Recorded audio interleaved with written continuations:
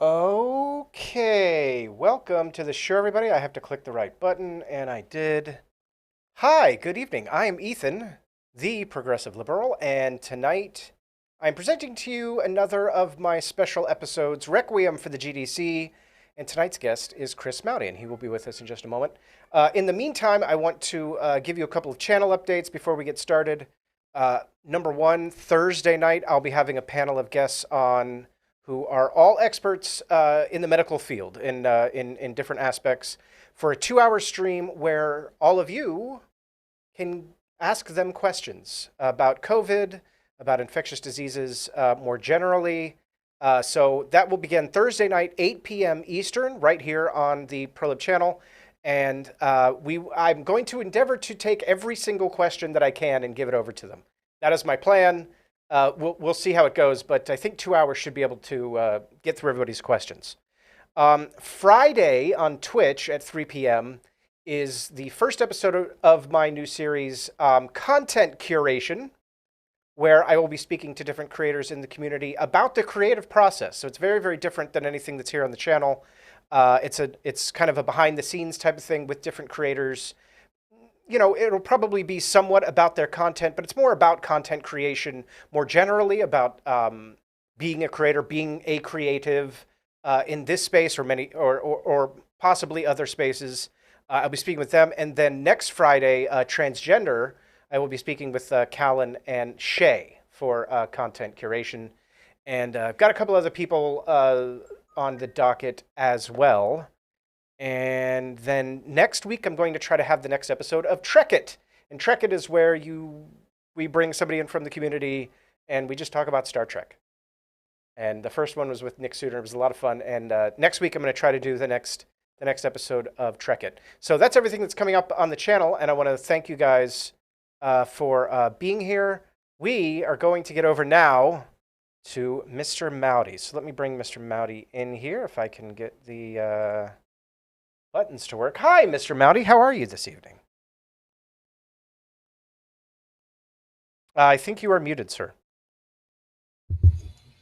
Yes. Take two. Take two. I'm doing quite well. I'm glad. I can hear myself in an echo. You're hearing yourself in an echo. Ah, yes. Okay. That I've fixed that. Sorry about that. Check 1 2. Check 1 2. Yeah, Yes. There we go. Sorry about that. Thank you. So, the first episode of Requiem, we had Sokka on, who was very intertwined with the GDC. And then in the second episode, we had Holy Spackle, who was also pretty entwined, but maybe not as much as Sokka. And then we have you, and you had more of a tangential relationship with the GDC. Can you start with what your history of the GDC was and how you discovered it? I can, but before I do, I kind of wanted to address something real quick. Sure. So there's something that was on my mind.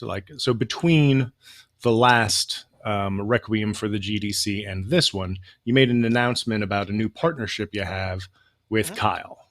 Yes. Okay. Yeah, we're doing a show on Sundays. All right. So what the fuck is up with that?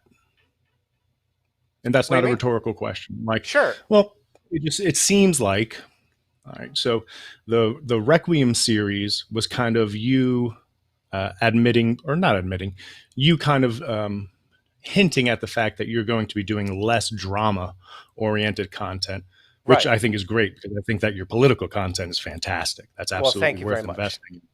Thank you. And so, with that in mind, thinking that you're going to get away from the drama, to hear that you partnered with Kyle seems like a shit move, right? For a couple of reasons. Sure. The first is I wanted to come into the hang and have it be less about Steve and more about my experience and like everything before that. And then in talking about Steve, painting him in a neutral to good light. Like, so in other words, this not being an anti-Steve show was the goal, right? Sure. Doing it on a platform that has a partnership with Kyle kind of is incongruent with the goal of not having the drama, right? So I'm just curious. And by the way, for the people that are watching, Ethan and I have discussed this because when I had a problem with it initially, the first thing I did is talk to Ethan. Sure. And in that discussion, Oh, go ahead. yeah, I was just going to say, in that discussion, Ethan gave permission for us to have the discussion publicly. And I think that it's important for people to see Ethan catching shit, because if he handles it tonight like he handled it on the phone with me, I think that people are going to be impressed. So I gave you the phone call. I asked you what's going on with the Kyle show. Do you remember what you told me? I do. I do. Okay. You know, I think there's a couple of different things. I think a lot of people are mistaken about my partnership with Kyle, and I think a lot of people are mistaken about my view of this series and Steve. In a perfect world, Steve would be one of the people that I interviewed for Requiem at the GDC. I would love Steve to come on here and sit here for however long he wanted and talk about his side of the GDC. I think that would be fantastic. He would never do it, but I would love that. That's A. B, Discuss isn't about Steve. It's about a project Kyle and I are working on. We did a show the other night. I think we talked about Steve for 5 to 10 minutes, and then we talked about cancel culture for like an hour and a half. My partnership with Kyle, Steve's going to come up. I mean, they were co-hosts. Like, it's going to happen, but that's not the point of the show that I have with Kyle. Kyle and I like creating together. His creative style inspires me, and I'd like to think that my creative style inspires him.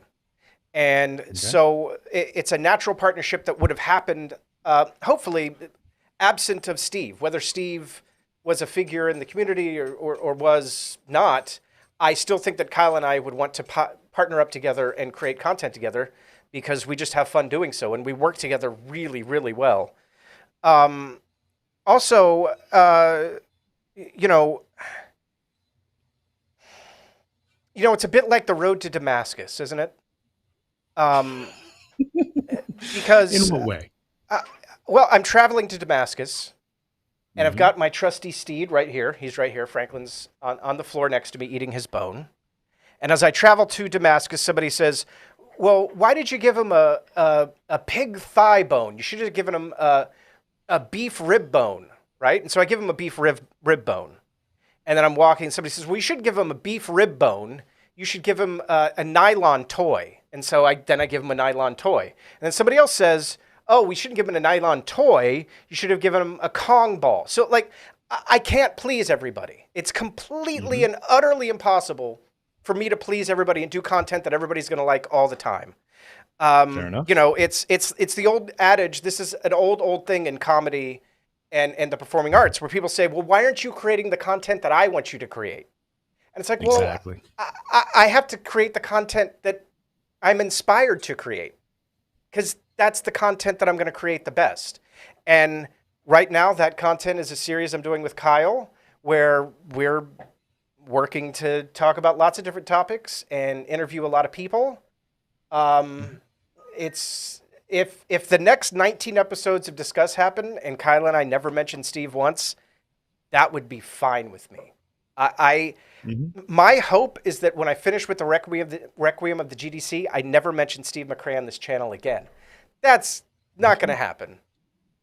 Of course, we're adults, and even adults get Right. petty, childish, and dramatic Sure. at times, right? So, Sure, I mean, absolutely. And as much as I like pepper in my one last dish, thing, I don't want to make a full dish out of black pepper, right? No, and one last as adults, thing. we just want our lives peppered with drama. Should there be No, any at all.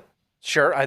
That's a perfect world. As I hold my this sits around my microphone to help me try to remember balance. Actually, Show me that again. This is my yin and yang. It sits right here. Nice. Yeah, it sits around my microphone to try to remind me to remain balanced and fair and as I can in all things. I don't succeed. Awesome I think that a lot of time I'm a pretty bad Taoist.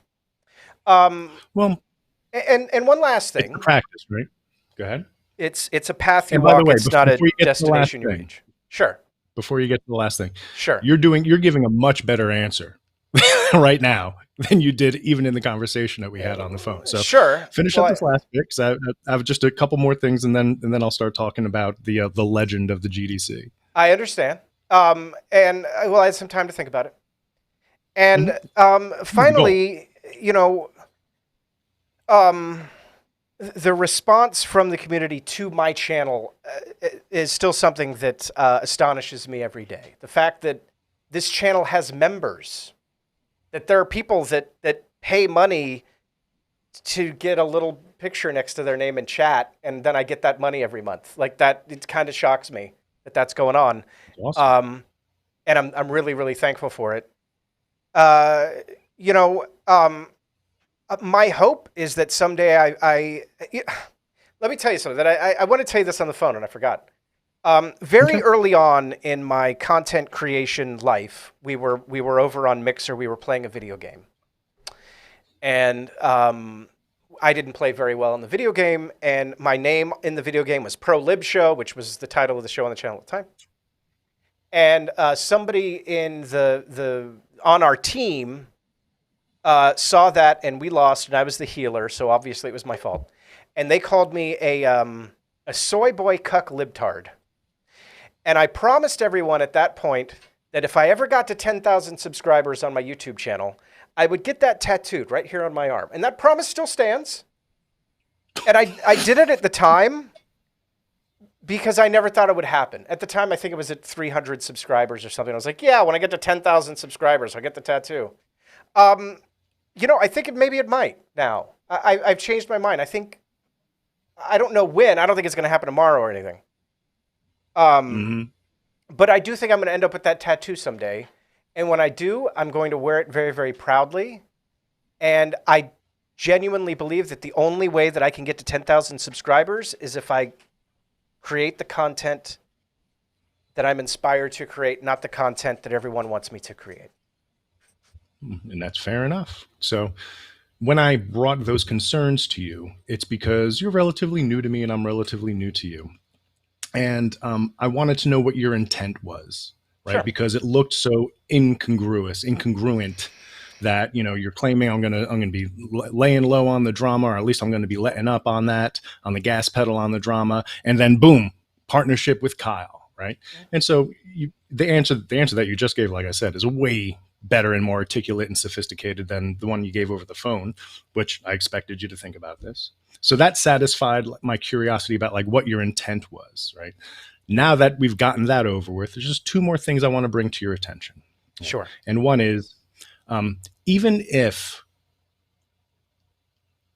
even if your next 19 shows with Kyle don't mention Steve at all, I don't think that that's doing the heavy lifting that you think it is from an optics perspective, that just Kyle's presence looks like you have shit the stage, right? The analogy that I use is Sure. in a funk song, right? Sokka played the opening riff, Deidre sang the first verse, and I'm here to sing the chorus and bass solo. But somehow, between Deidre and me, you shit the fucking stage, right? And by telling optics from an optics perspective, and as a way to remedy the situation, oh, you're just not going to talk about Steve with Kyle. Cool. So you cleaned up the shit off of the stage, but guess what? It still smells like shit. And even if I do an awesome job singing the chorus, playing my bass solo, I'm still doing it on a shitty platform. Okay. That is one way that the optics could play out. Sure. So I just wanted to bring to your attention No, you one, did, and the question I had about intent was absolutely solved. I think that your intent is good. I just want to make sure this isn't a situation where good intent meets bad execution, because sure. I'm concerned about you, and I'm concerned about your channel. So Thank you. as far as your channel goes, that's where the optics concern comes in. And then as far as you personally, I don't know enough about Kyle, right? Because everything I hear about him is from people that don't like him. So I can't trust that, Sure. right? Sure. But I guess I'll put it to you this way. This isn't the first time that I've had a talk with somebody about concerns from his community, about his community, and you are not the first person to get in a partnership with Kyle. So Right. my only request as somebody who cares about you is please take deliberate steps forward and I wish you success. Right. I you. definitely think it was worth, I could have not come here if this really pissed me off, but I'm here. Sure. Didn't piss me off that And bad. Also, I and want to pay respect to this series. I think this series is awesome. I think that Sokka and Deidre did such a great job that like I want to honor this, every week thing. So there's and that. Thank you for and listening. absolutely. And I want to publicly say this to you and to anyone else that is upset about me partnering with Kyle.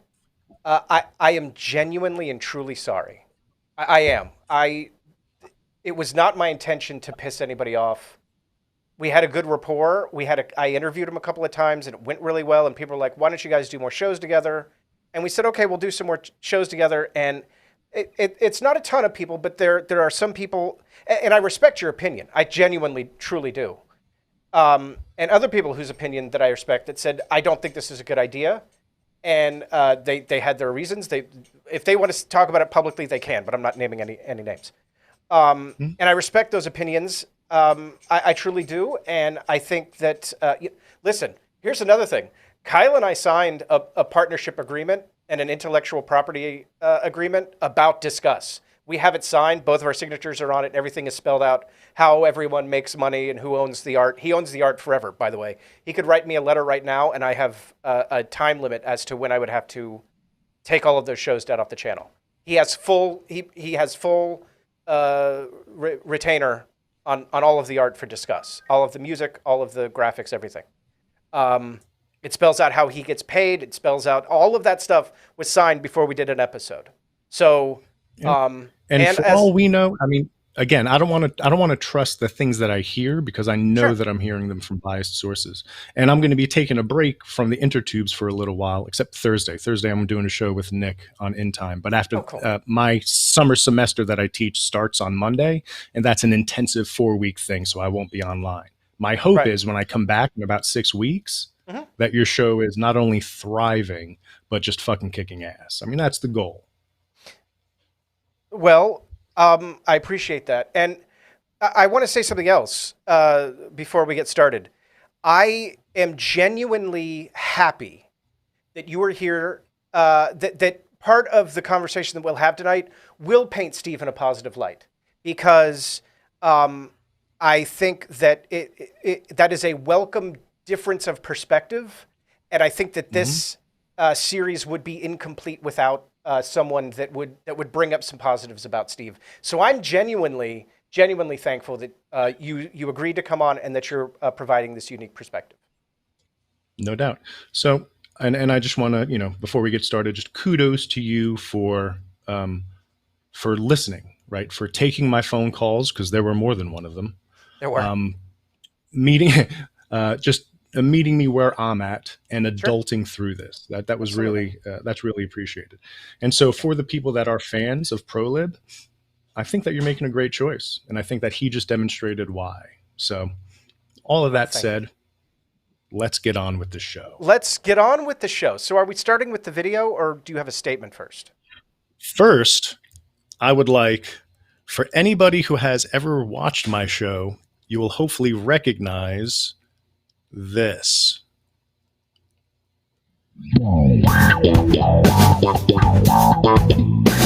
That's right. That's the old Meeting of the Minds theme. I like it. Oh yeah. Can't go wrong with funk bass.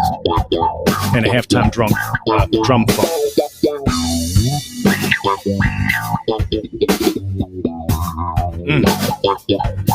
Yeah, I'm just gonna let go into the whole thing because I just love it so much.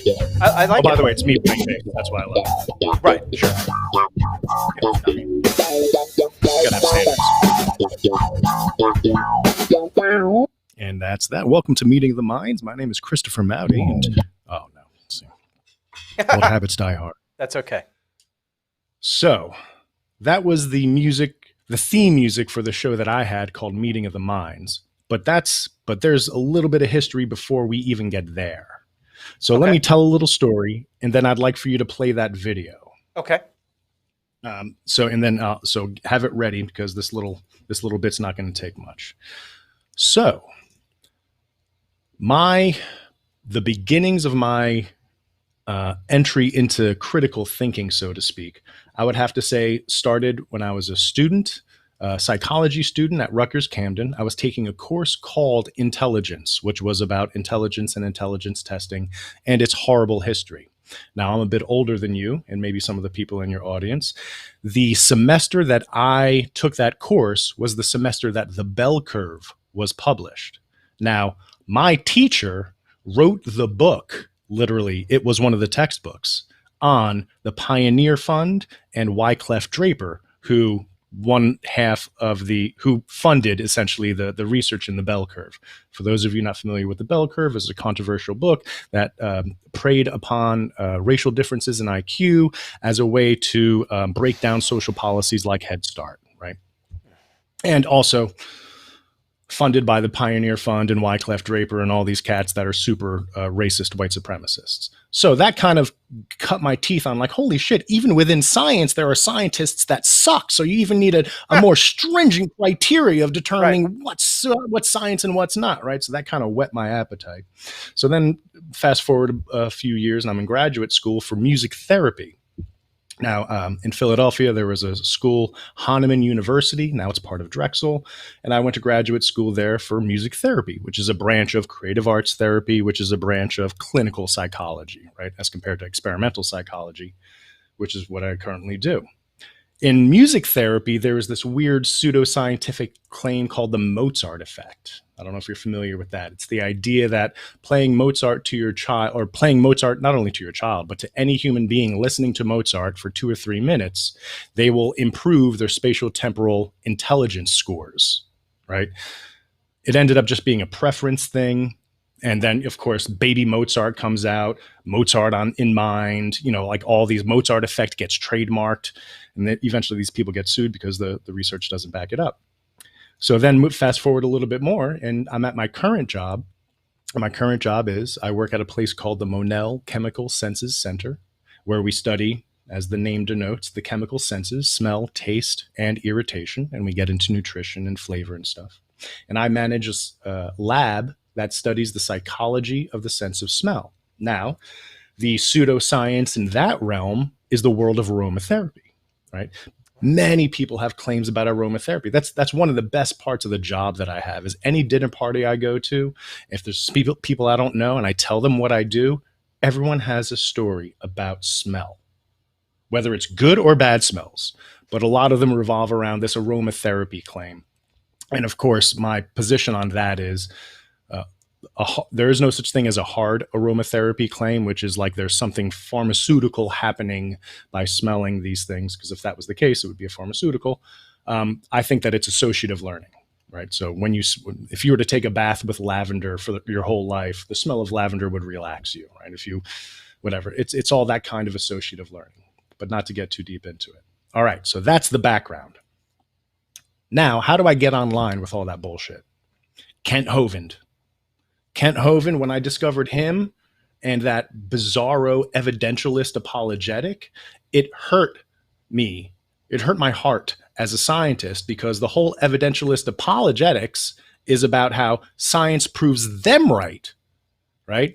Like, you can't use science to tell me that the earth is old. Science proves that the earth is young. And I was like, what the fuck is this guy talking about, right? So I totally got into watching all of his videos in the early days of YouTube.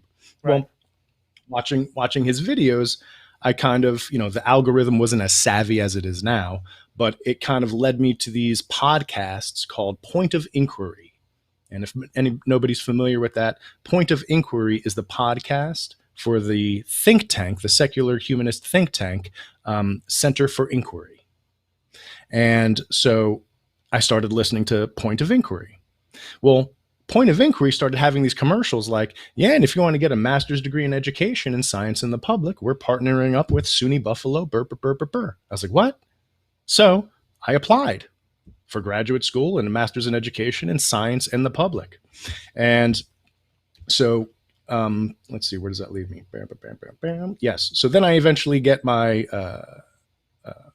master's in education in science in the public. And fortunately, the think tank Center for Inquiry, one of my teachers was not only a teacher there, but he was also working at CFI. He invited me to CFI to be a visiting research fellow.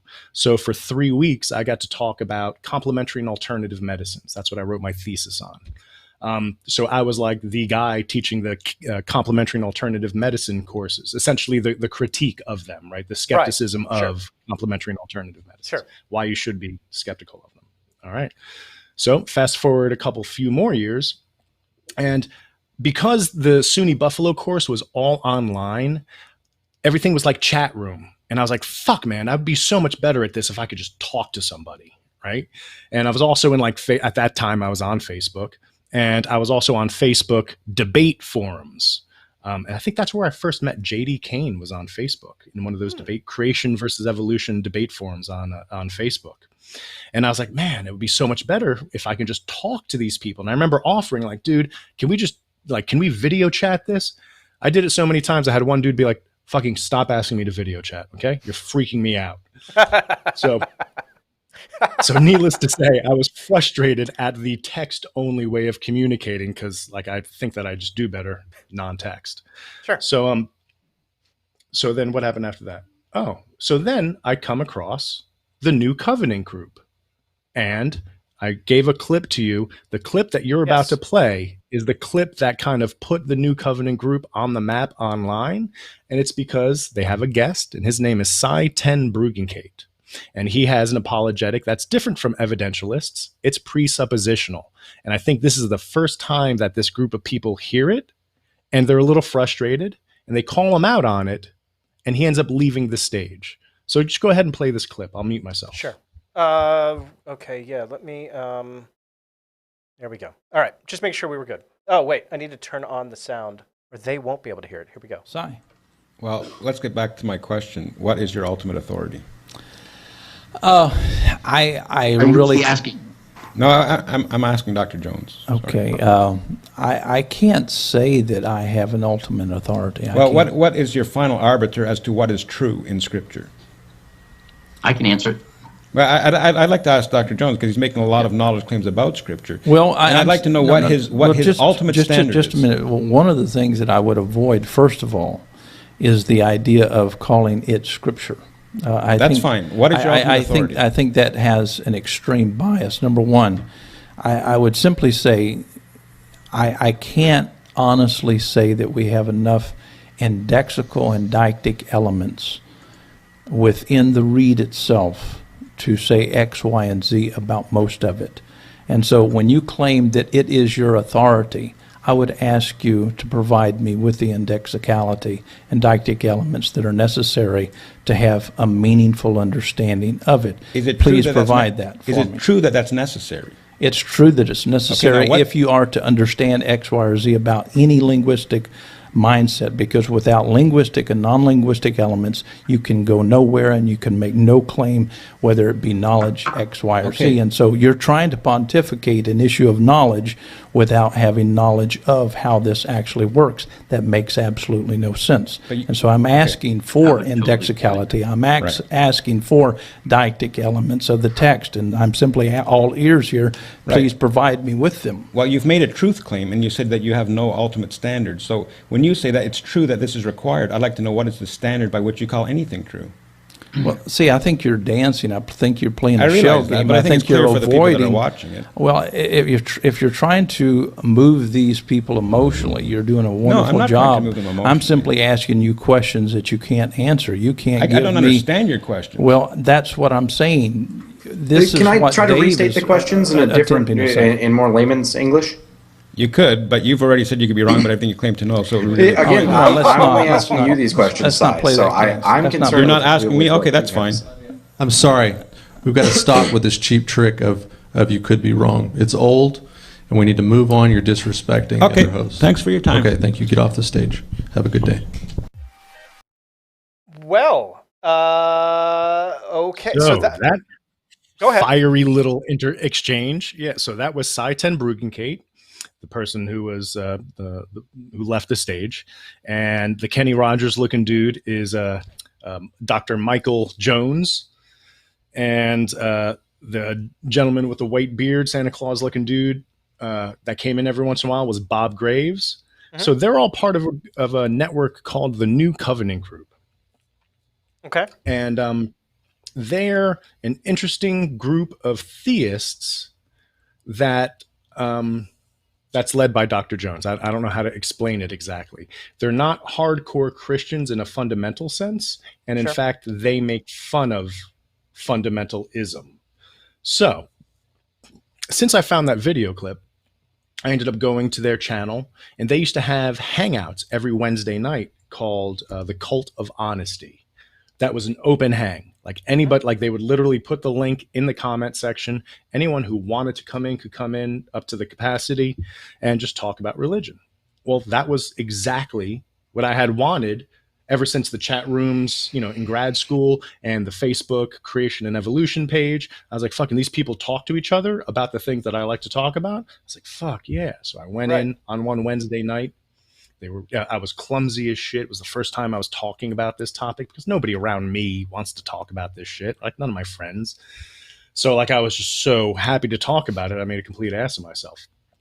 But I kept listening and joining in. And then at the end of one of the hangs, about 2 weeks later, Dr. Jones says something like, and if anybody has any show ideas, just let me know. Right. So I was like, oh, I have a show idea, right? So I messaged him right away. I was like, I have a show idea where I want to, as an atheist, I want to talk to other atheists and Christians that I disagree with without being disagreeable. And I want to call it Meeting of the Minds. He's like, okay, your first show is Sunday. This was like a Friday. So I was like, I don't have a guest. I don't have a guest. He's like, get a guest. I'm like, all right. So I just went to my Creation Evolution page and I was like, I have a show starting on Sunday. Does anyone want to talk to me? Right. Finally, some dude, Adam Pugh, decided to do it. And so that was my first show with Meeting of the Minds. Now, if you don't mind putting up the graphic that I had sent. Yes, I got that all ready for you. There we go. By doing Meeting of the Minds, and you can see that in the lower part of this graph, I, through the New Covenant Group, was thrown into the Great Debate, which is what this graphic is attempting to represent. So let me take a step back. Before I had entered Meeting of the Minds, there was like what I would consider the Age of Gods. And this is the Aaron Ra, Steve Shives, Brett Keane, Amazing Atheist, Bionic Dance, and G-Man. And for those of you that don't know or remember, Bionic Dance was G-Man's like original villain. Like he went after her every video so hard, all day, every day, right? So that was like the original G-Man nemesis. And then we kind of moved into the Age of Titans, and shows like the Magic Sandwich Show and Skeptic Fence Show would come up. Skeptic Fence Show is for people familiar with Negation of P, Ned, or Matthew Steele. That's where they started because they're coming back on the scene. They were just recently on Modern Day Debate. The Magic Sandwich Show, the original one, which was started by DPR Jones, rest in peace. Ozymandias kind of was on there all the time, as well as Hogtie Champ. So, you know, I tried purposely to include current players so that people kind of knew from my perspective where they came from. And so all of that was before Psi 10 Bruggencate. So that's why I put a big Psi 10 in the middle, because everything before him was evidentialist apologetics. That's why Aaron Ra was so good, right? You can talk taxonomy with an evidentialist in a way that you can't to a presuppositionalist, because an evidentialist is going to try to use science to prove their point, and a presuppositionalist is going to try to use a truncated form of philosophy to make their point. Sure. That being said, Psi 10 was like an explosion of apologetics online, and the people who were adherents of Psi 10 were called cyclones, and the Bible thumping wingnut was one of the biggest cyclones, and he had his own like network of friends. And one of the big beefs when I first started online, when I first started Meeting of the Minds, was between Bible thumping wingnut and a show called Fundamentally Flawed, which was hosted by Alex Botten and Jim Gardner. And New Covenant Group was kind of courting Alex and Jim to kind of do simulcasts, or for them to be on the show or do shows with us and stuff like that. So we were kind of courting them. And I was already friends with Bible thumping wingnut, because way back in the day, one of the dudes in the Bible thumping wingnut crew, Len Pettis, put out a video asking, hey, atheists, send me a video telling me why I shouldn't be an atheist, right? And people like Steve Shives and myself posted videos. My video was just like, I'm an atheist, don't not become a Christian, right? There's no good reason to become an atheist. Just stay who you are, so long as you're a contributing member to society and you're a good father and you're a good wife. You know, that there's no reason to change anything that's already good. Sure. So he invited me on the show where he hosted everybody who sent a video. So that was really kind of like me cutting my teeth on that thing. So I was already friends with Len and Bible Thumping Wingnut and all those cats. And Alex and Tim, the Bible Thumping Wingnut, his name's Tim.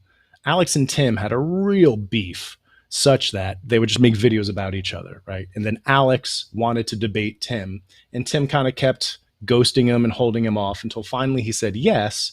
And in that debate, he essentially just played a Psi 10 Brugencade video and walked away from his computer, right? So I had him on Meeting of the Minds. Tim, this Bible Thumping Wingnut, I had him on Meeting of the Minds, but I didn't have Alex. And I complimented Tim. I was like, you know, like I didn't like the fact that Alex was hounding him for a debate. So I have to admit, I got a little pleasure out of the fact that he's like, oh, cool, you want a debate? Cool. This is bam. Like, it's not going to be satisfying, right? You're not going to be satisfied. Either I'm not going to debate you and that's not going to be satisfying, or I am going to debate you and I'm going to make sure it's not satisfying. There was a part about that I thought was clever. So I told him. Well, that started the biggest fucking shitstorm that I had ever seen up to that point.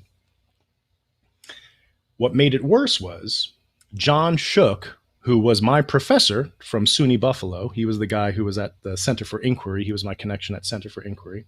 He was visiting me in Philadelphia, and we recorded a video. And the video was like pretty much making fun of atheists, making fun of me. And that just added fuel to the fire. Like I was the center of everybody's ire online. Right. Because I had this tiny little show and I'm like very vanilla.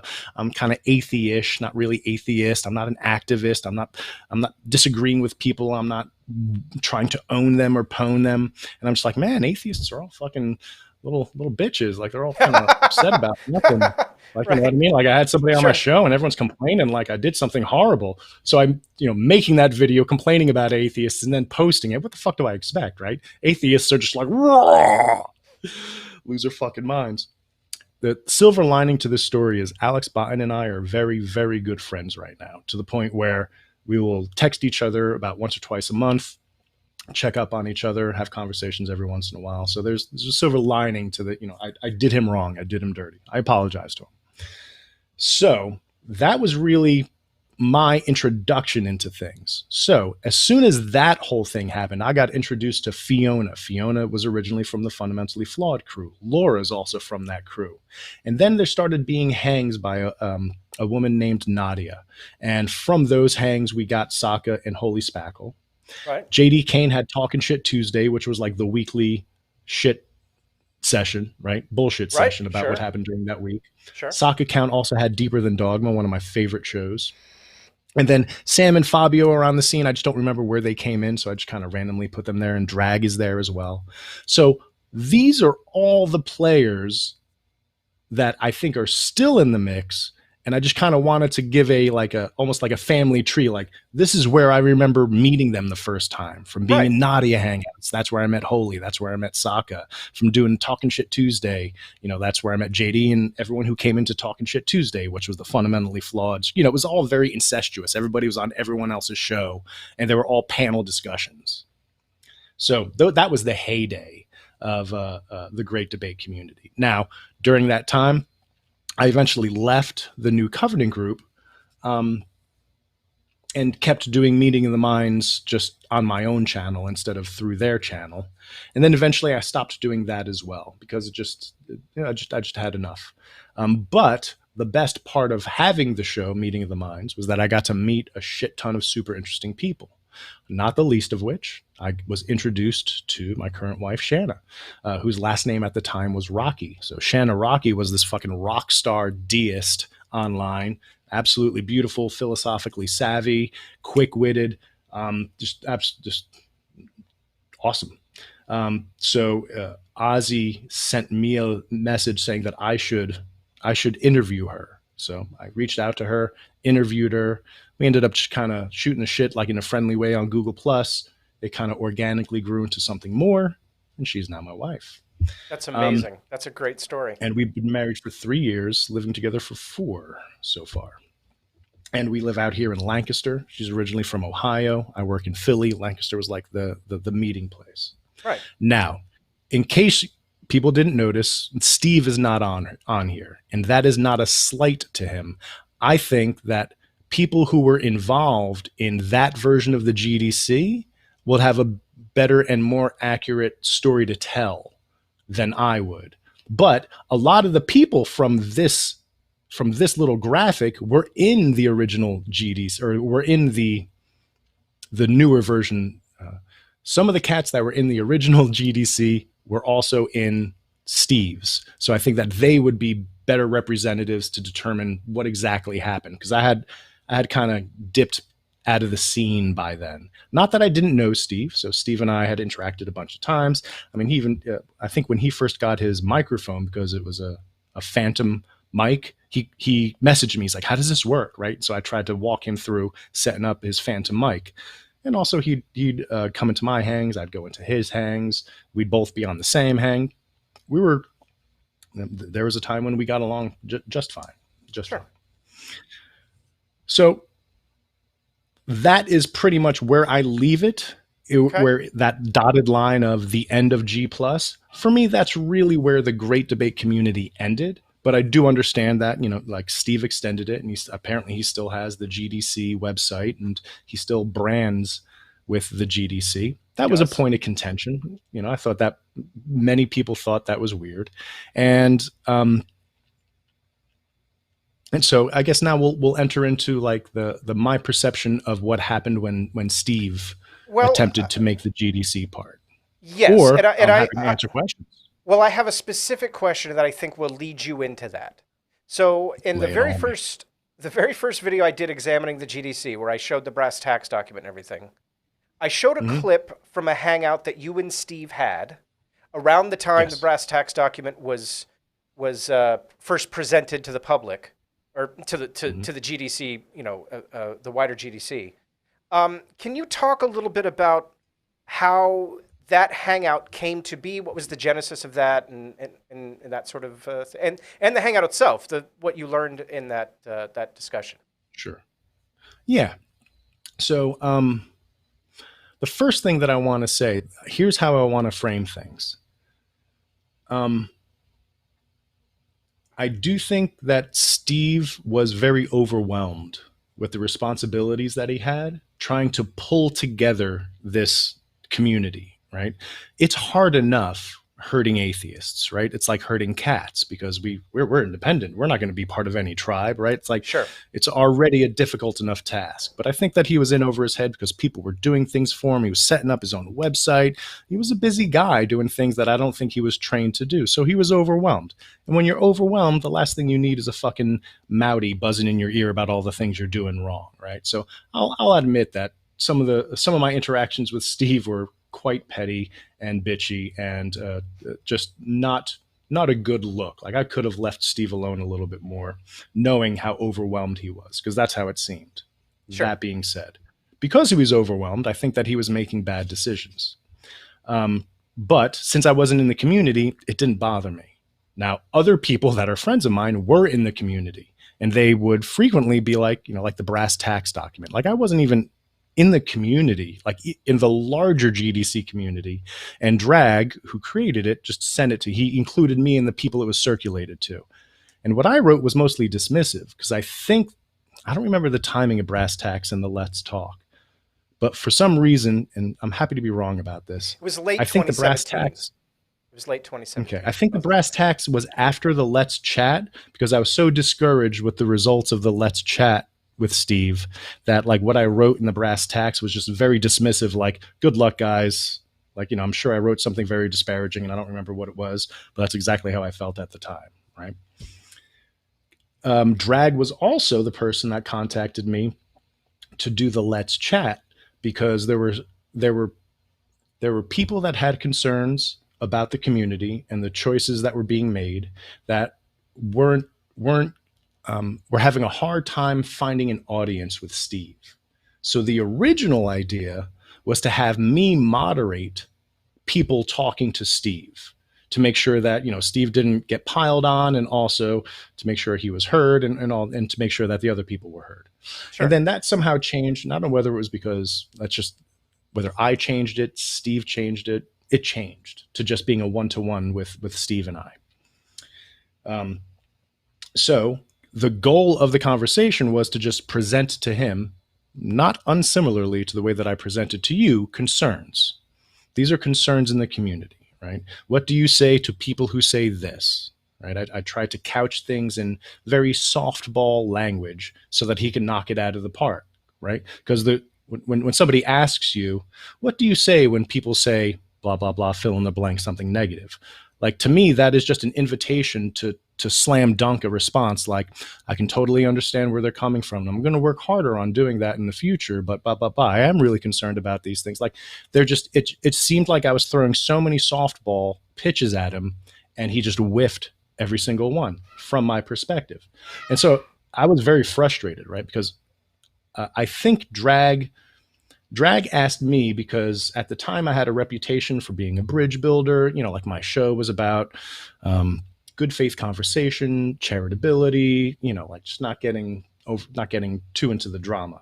So I think that's one of the reasons why Drag asked me to do it. And I tried to disarm Steve with humor. You can watch the beginning of the video. We're cracking each other up. We had an ongoing joke about Khloe Kardashian, about whether she's pretty or not. Like, we were chumming around like friends. But when it came around to me addressing what were brought to my attention as serious points that I also agreed with, he didn't respond the way that his response was unexpected. I'll put it that way. How so? And I just he didn't take the softball pitches and hit them out of the park. Okay. I got resistance in a way that was like weird, and I think that you can even see a look on my face after I ask a certain series of questions. I'm like, oh, so some people are saying this, that, or the other. How do you respond? And I think his response was, oh, other people are telling me I'm doing just fine. That might not be exactly what he said, but it was some kind of pushback. And I think you can see a look on my face where I'm like, that's the answer you're going to give to that question? Like, that was such an easy question to be like, oh, well, I can see, this is a tough job. There's a lot of things to do. I can see how I'm not pleasing everybody. Like, there was just a built-in good answer to the question that I was asking that he didn't take the bait for. And so I was baffled. So, and then afterwards, Steve did message me, and he's like, did I seem dismissive to you? And I said, yes. Like, you seemed very dismissive. Like, that was a very unfruitful conversation to me. And so that's what that was. And then that's it. And then, ever since then, I take jabs at him every now and then. It's something I'm working on. Truth be told, if anybody sees me commenting about Steve online, I'm being compromised, right? I'm not having a good day, because my goal is to not comment on stupid shit like that. Fair enough. The arguments that I have with Steve are my problems, right? They're my problems. He is not obliged to give me an audience to listen to me. I'm blown away at how insular he is and how difficult he is, how inaccessible he is. I think that's interesting, because when I came back into the community, to my mind, he was still the new guy. So the fact that he's still the new guy in my mind that is completely inaccessible is very interesting to me. So there are issues that I have. Sure. Go ahead. Go ahead. No. Finish your statement. I was just going to say, there are issues that I have with Steve. Most of them are petty. A few of them are substantial, but they're not a big enough deal to empower him with perpetually going after him, because I think that's a danger, right? For those of you that are going hard at Steve and making memes and posting them and stuff like that, I think that's a mistake, because you're empowering him in a certain way. So okay. That's my take on it. And for those of you that do it, keep doing it. It's just not my bag. I think that the world needs bulldogs. I'm just not one of them, right? That's fair. That is fair. And you don't need to answer this question. I'm just curious. Was that the moment that soured you on Steve, or was there something else singular that happened, or do you just not want to talk about it? I think that's what soured me mostly, right? Because there were a couple events before then, but I'm taking full responsibility. The events that happened before then, like, you know, when I went on Talking Shit Tuesday, when I had a few too many beers at happy hour, and I was pissed that Steve wanted me to log into a new website just to see blah blah blah. I could have easily left that alone. That was a petty, bitchy, stupid thing for me to argue about, right? And there was a couple of those, but there were also a couple substantive things. And after the let's chat, his response to it kind of gave me closure. It's like, okay, this is somebody that I'm not going to be able to talk to in the way that I want to be able to talk to, or more appropriately, I can talk to them the way that I want to talk. It's just not going to be received. So, but that doesn't mean I completely left him alone. Like I said, you know, I guess I post about a handful of jabs at him every year. Sure. Whether it's like a comment on YouTube or, right. You know, actually, if you see me commenting about Steve online, tell me to stop going on Discord so much, because that's probably what the problem is. That's fair. Anytime I think Steve's really doing something so wrong that I need to comment about it, it has less to do with Steve and more to do with the amount of time I spend on Discord. So, Steve talked about this, I think it was yesterday or the day before, that about the allegations that he stole the GDC. And he says that he didn't. All he did was set up a G+ page. That's not the same as stealing the GDC. In your opinion, did Steve McRae steal the GDC from anyone? I don't see that, right? I don't. So my answer is no. I genuinely don't think that Steve stole it, because I'm interpreting that as having the intent from the beginning to do that. What I think happened is he had an idea. He branded it the way that he did. People were kind of weird about it, but nobody was like, nope. And because a bunch of the old guard were going along with it, then it seemed okay almost, right? Like, because they were like complicit with it. Like, okay, they're going to call it the GDC. Right. And then it just developed into what it developed into. I don't think that he stole it. And I don't think he can steal it, because it wasn't an object that you could take. It was a process that he just pilfered from a little bit, right? Because all of those people are still around, right? Fabio's still around, Sam, JD Kane, Sokka, like all these cats, we're still around. We're just not part of that. We're not part of a community like we used to be. We're still parts of communities on Discords and stuff, but everything's like all over the place now. So the answer is no. I don't think that Steve took it. I think that after the fact, people are post hoc rationalizing it that way. I don't think Steve's that devious. I really don't. Sorry, I have a dog moving my camera because he's scratching himself. Sorry about that, everybody. Javier Hara says, guys, I'm ready to debate Maute in the normative use of the word pizza. Any day. Any day. What is the normative use of the word pizza, Mr. Maute? Well, it's not so much the normative use. Oh my God, I'm so flushed out. It's really just that there are only 3 kinds of pizza, right? There's Sicilian. This is the content everyone's really here for, by the way. Go ahead. Just wait until I start losing my mind on people. I'm being serious. Like this is good shit.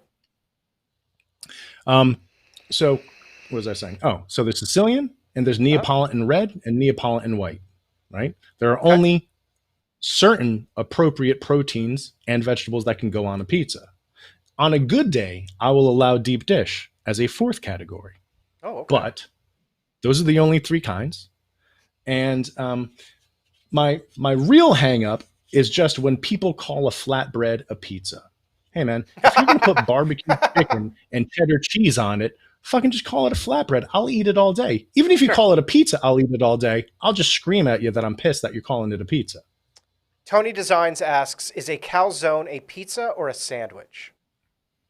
That's an interesting. I would consider it a dumpling. An oversized dumpling. I bet cereal's a stew too, isn't it? Get the fuck out of here with the stew. What do you boil your milk?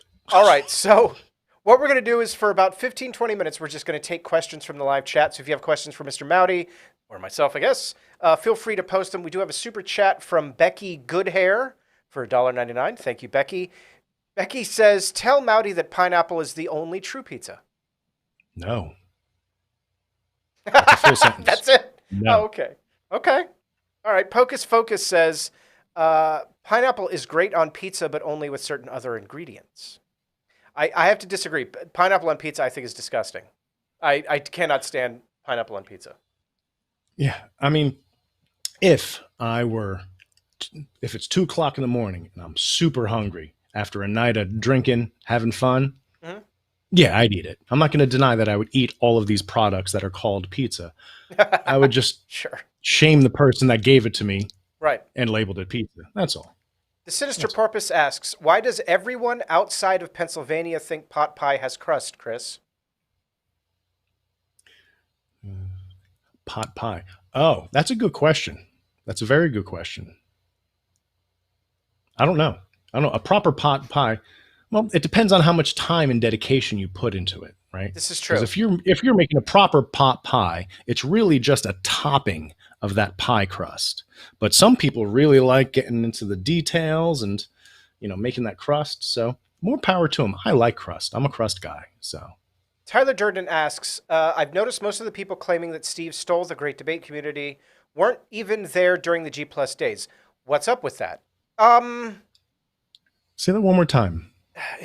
Tyler says, I've noticed most of the people claiming that Steve stole the great debate community weren't even there during the G+ days. What's up with that? I think Tyler means they were there before the G+ days. I don't know. Do you have a response to that, Chris? No, I just think that Steve has been villainized. That's what I think. And that fits into the villain narrative, right? I also think that other people are villainized in Steve's camp. Like, I don't think Steve is as bad as people make him out to be. And I also don't think that I am as bad as Steve makes me out to be. So before we end, I do want to address just a couple few things that I've been hearing since I've been back that are just pieces of misinformation I just want to put to bed. Sure. We got another super chat from Nicholas Lamar Suter for $5 and says, why did the hipster burn his mouth eating pizza? Ate it before it was cool. Nick, get out. Dragnot Silvis. The worst. He paid you money to tell you that joke. That's how bad it is. Sends $2 and says, sleep with G-Man or let Shani cook for you. Oh. Wow. Dragnot, you can follow Nick out the door. How about that? That's my answer. Yeah. It looks like I'm letting Shani cook for me. Yeah, that is rough. I don't know. I don't know how to feel about that. I guess I'm letting Shani cook for me, honestly. The Holy Spackle sends a $4.99 super chat. Thank you, Holy Spackle. Have Chris tell you about my after show after interviewing Shauna, as what I think, where he tamed Darwin's deity and humanized him. Darwin's deity is a good guy. Okay. Let me rephrase that. Darwin's deity is a good guy to me. Okay. Right. He's originally from Jersey. So Holy had him in a hangout after she interviewed Shanna, and he was causing a storm about this, that, or the other. And then I brought up pork roll or Taylor ham, and all of a sudden he was my best friend. So for those of you that don't know, in Jersey there's a lunch meat, breakfast meat called pork roll.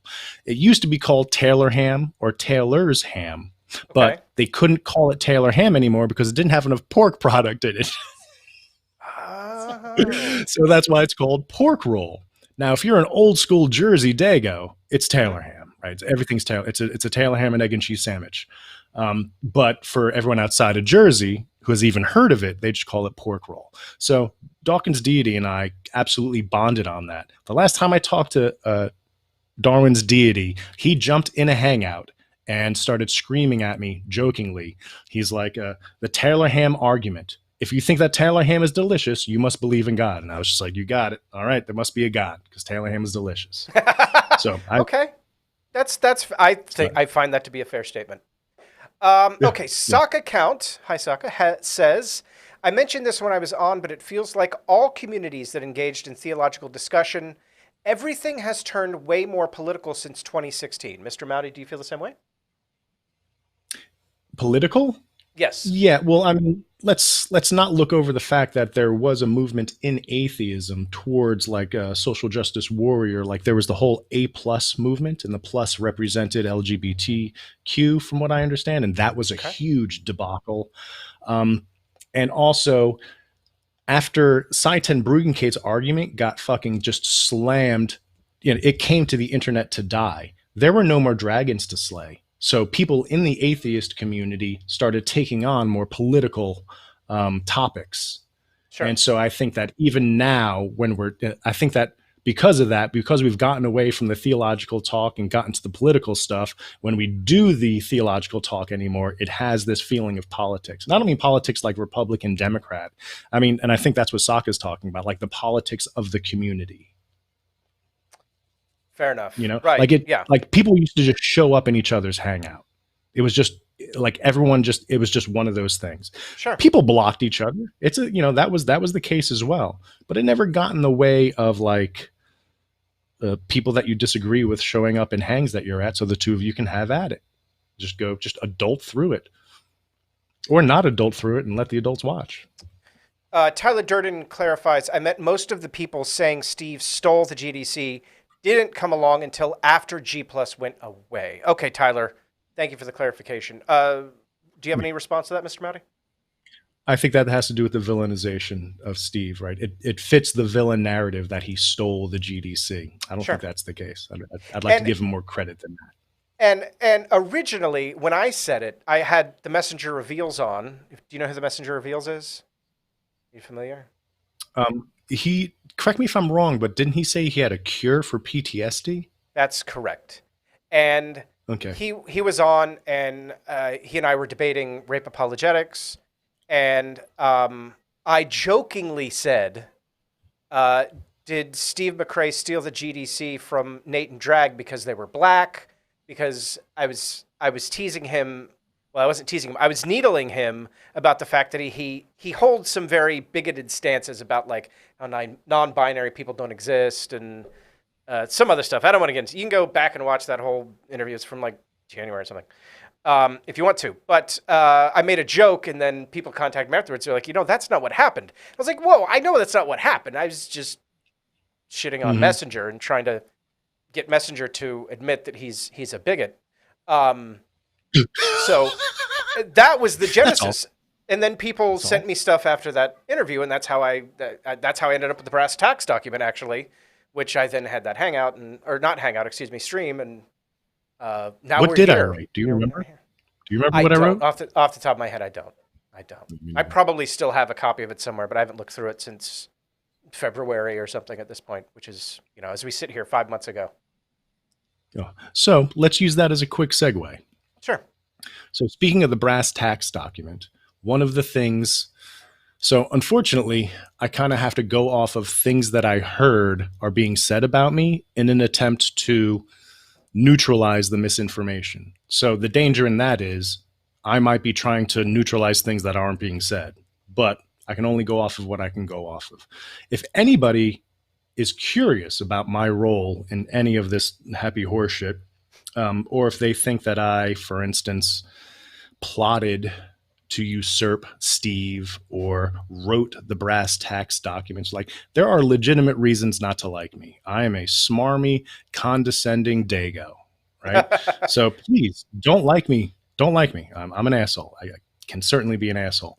But if you don't like me for those reasons and you think that I wrote the brass tacks document, allow me to at least correct one of the things, right? So as I mentioned, I contributed to the brass tacks document, but I did not write it. It was given to me by Drag and distributed by him. I have a couple of questions for you before you continue. 2 quick questions. Go. That's perfect. Keep going. Sinister Porpoise asks, what do you think of Cheshire's block list? I don't know what that means. I know who Cheshire is. Yeah, she has a block list, a bunch of, pretty much everybody who's in this chat is on it. There's hundreds of people on it, and she shares it out as the block list that everybody in Steve's circle should have so that they don't come in contact with anybody that disagrees with them. Mm-hmm. So Okay. So it's a move to insulate them? Yes. Okay, that's weird. But I guess that's my response. My response is that's weird. Okay, fair enough. Michael Westp asks if you are LBI, Seaside, or Wildwood. I was Seaside growing up, and now I'm Long Beach Island. Okay. So, yeah, I'm glad that you brought that up. I'm glad that you brought that up because for those that don't know, the allegation is Mr. Maute's wife had was it a G plus community? Mm-hmm. A G plus community. Philosophy of religion.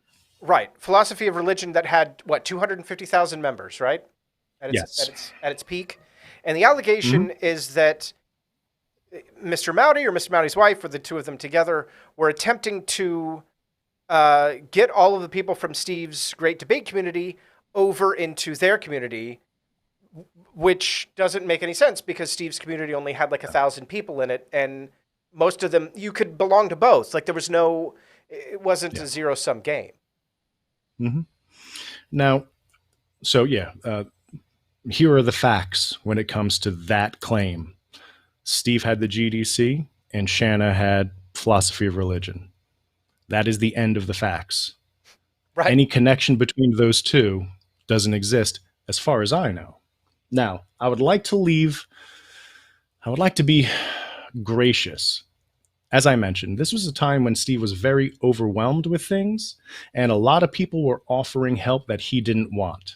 It's not a leap of logic for somebody who is overwhelmed to view help that they don't want as a conspiracy to overthrow, right? That's not a leap of logic. You need a little bit of paranoia to make that leap, but it's not that huge of a leap, right? Sure. People offering things that I don't want easily looks like they're pushing their way into my domain. Does that make sense? So and if it doesn't, it makes sense to me. I hope it makes sense to other people. It does. It makes sense to me too. So I don't know. So for that reason, and because I think that touch of paranoia that allowed him to make that leap of logic, I think that the paranoia was mostly focused at like Drag and Sam trying to usurp him. I kind of got thrown into that because he just doesn't like me. And then, of course, because I'm married to Shanna, somehow she got thrown into it. So I would like to give Steve some charitability. It could be the case that he heard from a reliable source information that's just wrong, right? Or somebody that he considers a reliable source. So maybe he heard something that he considers good enough evidence to move forward with that claim. I can't imagine what it is, and I would love to know what it is. So, yeah, that's just... So his evidence that I've heard was that even though Shanna's community had a lot more people in it, his community had more posts in it. More people were posting. Mm-hmm. And so I don't know. That's it. That was it. Okay. Yeah. Well, I mean, don't know. It's too stupid to belabor, right? Like if it really is. Like I could wax philosophical about like how he could have come to that conclusion, but the bottom line is it doesn't make sense. In the face, right? It's what is it? The Hitchens razor, right? Claims made without evidence can be dismissed without evidence. That is officially dismissed. Are there any other rumors that you've heard that you wanted to? I know that you had a couple. Oh, just the one. So here's another one. And again, I want to be gracious to Steve because he said it while he was apparently shit hammered on a rum and coke.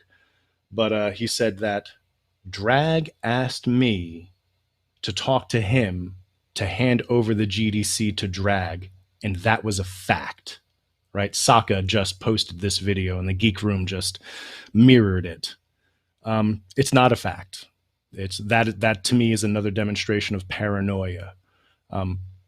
I just think that he didn't like me, so I got lumped into the people that he thought were conspiring against him.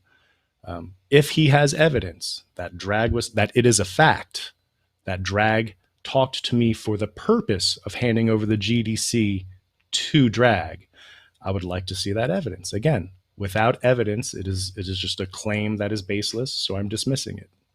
John Peterson asks if you can explain what if you can explain what the principle of charity is, in case Steve is listening. The principle of charity as compared to just being charitable. The principle of charity is the process of steel manning somebody else's argument in an attempt to move forward with a productive discussion. And steel manning is the opposite of straw manning. Straw manning is giving the worst version of a person's argument. Steel manning is giving the best version of a person's argument. Right, right. It would be something like being charitable is just being nice. It's just right, giving them charity, giving them the benefit of the doubt. Right. For the sake of this argument, your definition of whatever it is that we're arguing about is the one that we'll accept. Let's move on based around that definition. That would be something that, in my opinion, would be a principle of charity. Okay. Was there anything else? There was something else? Oh, you know what? There's one thing. So there's two things I want to apologize to Steve for. Okay. One of them was being a thorn in his side when it was obvious he was being overwhelmed. Right. So like, as somebody who ran my own band, I know what it's like to book all the gigs, write all the songs, book the recording time, make all the posters, make all the flyers, send out all the press releases, you know, and then if somebody complains like, oh, the lighting isn't good, I'm like, what the fuck are you complaining about? I spent the past week getting this gig, right? Like, I know that feeling, and that's what I was sensing in Steve. That being said, I'm sorry that I was a fly on your side about such petty shit. I do have my legit complaints with you, but the majority of the things that I think were made public are petty and stupid, and that's my bad. The other thing I want to apologize for. Hold on. While you're talking, I have a request for the audience. Batsy does a lot of things here on the channel, including putting the messages up on the screen throughout the entire video. So if everyone could just put the letter B in chat while Chris is explaining this other point, that's just how we say thank you to Batsy. We just put the letter B in chat. If everyone could do that, as a way to thank Batsy for all the great things she does here on the channel all the time. Continue, Mr. Maute. All right. So the next thing I want to apologize for, I'm torn on this, right? Because let me take a step back. In the brass tacks, I believe that I accused Steve of being depressed, right? And so I'm not going to apologize for that because it's genuinely how I felt at the time. And that was a private document, right? That's not something that I would be saying in public, but it was a private document that was made public. I just want to clarify something because I do talk about working in psychology. I want to make sure that people know that I am not in the field of clinical psychology. I'm not licensed. I am not accredited to diagnose. So in saying that Steve was depressed, that was less of a diagnosis from my non-existent credentials and more of I have depression and I recognize what I think I'm seeing. When I was watching Steve in Hangouts arguing why he was right, there was a muscle memory of like, oh shit, that's that overwhelming feeling that I get before a depressive episode. So on the one hand, I'm sorry that I wasn't clearer if the impression was given that I was trying to use my bona fides in psychology to move forward some kind of diagnosis. I do not have those kinds of bona fides. So on the one hand, I think it's my responsibility to make sure that that is stated clearly. And on the other hand, it was a fucking private document, right? So I shouldn't even have to make this caveat. So I'm of two minds of it. On the one hand, it is my responsibility to make sure that even though I work in psychology, it is not clinical psychology, I cannot diagnose. I never claimed to be able to. And then on the other hand, why do I even have to make that caveat when it's something that I said in private? I say a lot of fucked up shit in private. So sure. So there's that. So I guess the take home is, if Steve was upset that I called him, that I mentioned that he was depressed, it wasn't an attempt to diagnose you in any way, shape, or form. I just thought that I was feeling a muscle memory that was familiar in what you were doing. So I was just working on past experience. No, that's fair. And I appreciate you doing that here. Apparently he watches my stuff, which, Steve, you can come on here onto the show. You can come on here and talk for 2 hours. I won't even ask any questions. You can come on here and say anything you want about the GDC, set any record straight you want to set, for as long as you want. I will shut the hell up, and I'll just have you sit right there where Chris is sitting right now, where Sokka's been, where Holy Spackle's been, where a couple other people are going to be sitting soon. And you can give your entire history of the GDC. I won't interrupt you at all. The floor is open. The floor is yours. Whatever parameters you want, I would love you to add to this series your perspective The invitation's open. You can, And you can come and over. to be clear, the conversation we had at the beginning of the hang, Ethan, where I confessed that I had a problem with you, so I reached out to you personally to Sure. resolve it in private, and then from that we decided to take that conversation public. Steve, if you look at your inbox, there is an email for me from about a month ago. The problems that I have with you, like I said, are my problem, but I made an effort to reach out to you privately, and maybe you just don't check that inbox. It's at the please ask Steve anything Gmail address. So if you did want to, talk, the invitation is also open. It doesn't have to be public, and I don't need it to be public. But if you wanted a lot of views, I mean, come on. I'm sure that having me on your show, Steve, would probably break the fucking internet. John Peterson asks, are you going to have Steve stream from Chris's house? John Peterson, you can also get out. The Holy Spackle sends a $4.99 super chat. Thank you, Holy Spackle, and says, as someone who has depression, I felt kind of insulted that Steve thought it was an assault on his character. Do you have any response to that?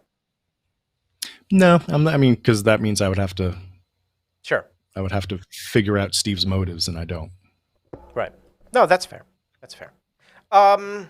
Yes. So I do not have a guest yet lined up for next week. For this, but I will soon. So I can't. I know that it'll be happening next Tuesday, but I can't give you an actual time yet. There's a couple of people that I'm going to reach out to probably as soon as this stream is over and say, hey, next Tuesday night, what do you do? Sinister Purpose says Steve may not be monitoring that email address since I told people how to use Telnet to send him fake emails. Well, there are a million ways to reach me. And chris.maute@gmail.com. Or I'm on a shit ton of servers at Discord. Yeah, you can Discord him. I'm happy to adult through this. Do you have Twitter? I don't. I have a Twitter for my band Flavortooth, but I only use it to yell at Trump, and I think once a couple weeks ago, I used it to yell at Steve and regretted it immediately. That's fair. That's fair. Yes, I think that's good. Do we miss anything? Is there anything else you wanted to talk about?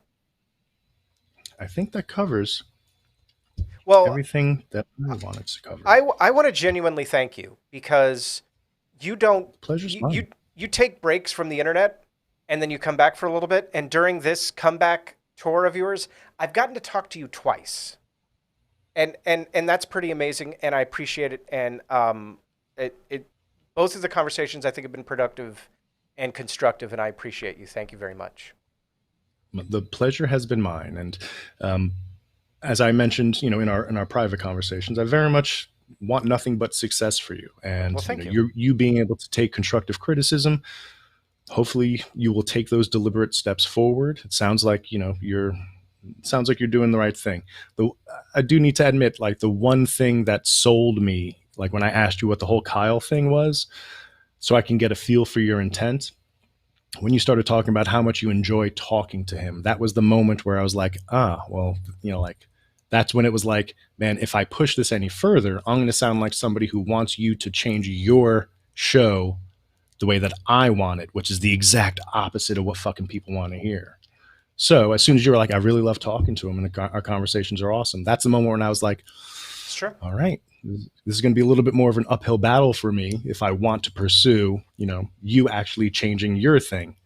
And I think the compromise we came to was you keep doing your thing, but you give me an opportunity as your guest to bring it up to you. Yep. And I think that was. And I appreciate it. I appreciate that you did. And, I want to reiterate what I've said from the beginning, from when I started this channel, is that this is not a safe space. This channel is not a safe space. And that even pertains to me. Criticism of me and questioning of my motives or my decisions or my arguments is always welcome, because that's how I get to make better decisions in the future, is having the ones that I've made questioned or having the arguments that I've made questioned. It helps me grow as a person. So I don't want a safe space. I don't want to come on here and have everyone give me glowing reviews all the time, because I wouldn't get to grow as a person. So I welcome it, and I appreciate you doing that as well. Oh, the pleasure is all mine. So are you going to be on the Discord after this, or are you going to, what are you doing tonight? I think I have to tuck in the toddler, and then we'll probably do some Twitch tonight. We'll probably play some Far Cry on Twitch tonight. I think is how we're going to do it. Okay. Oh, so I I'm going to missed be a up super for chat. about another. Oh, go ahead. Go ahead. No, you first. I was just going to say, I'm going to be awake for about another, 45 minutes, and I'll probably go onto ProLib's Discord into the voice chat. So if anybody wanted to ask questions that they couldn't, or just shoot the shit for the next little bit, that's where I I'll be. will try to jump in there. And I'm not promising on Twitch either, because I have an announcement to make. We sold the house today. So congratulations. Thank you. I think I have paperwork in my email, and if I do, and it's from my real estate agent, I won't be on Twitch tonight because I'll be filling out a bunch of paperwork. Sunny Bum sends $2 super chat and says, "You are one of the best hosts, Perlip." Oh, thank you, Sunny. I appreciate that. Well, thanks. Thank you very much. All right. Well, Mr. Maute, thank you for being here, sir. This was fantastic, and thank you very much. All right. Thank you. Good night, everyone. All right, everybody. I want to thank you very much for watching. This has been Requiem for the GDC, special presentation of ProLib Live. I will see you all maybe later on Twitch, or maybe not until Thursday. Well, I'll definitely be on Twitch tomorrow. But twitch.tv/ProLib, if you're not already following, you should go over there. You should do that right now. Twitch.tv/ProLib. It's very easy. And I'll see you all very, very soon. Good night, everybody.